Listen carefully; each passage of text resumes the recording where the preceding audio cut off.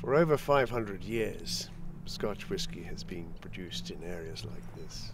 Barren hillside, very remote. And it's for that reason that very few of them were ever discovered. Now, every distillery was located where there was water. A lot of distilleries are called glens as a result, because glen effectively is a valley.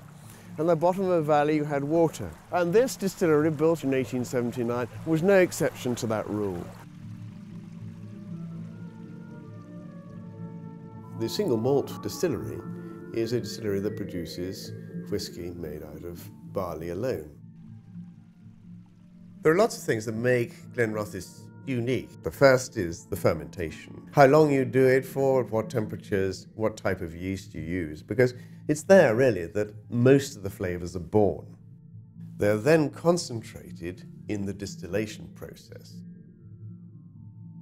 This fine, elegant style of spirit is derived from the magnificent shape of the tall copper pot stills. We will only take 2% of our total year production capacity to be designated as vintage single malt. That 2% has to be the very best. Each expression has to demonstrate citrus fruits, ripe fruits and dried fruits, vanillas and spices.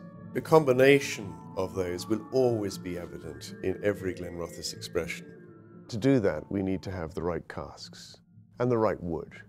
Whether it is Spanish wood hewn down from the Bosques, or whether indeed it is from the Ozark Mountains in North America, it's the combination and proportions that will then distinguish one vintage from another.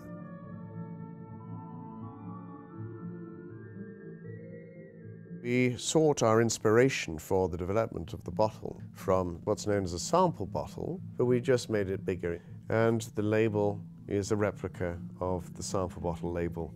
The key point of difference between the Glenrothes single malt and others is the concept of vintage. It's not just age alone that matters, but maturity as well. Each of these vintages has been selected for a particular reason, with great wisdom and great understanding of the interaction between wood and spirit. Wonderful balance, great harmony, and every possible flavour you can imagine.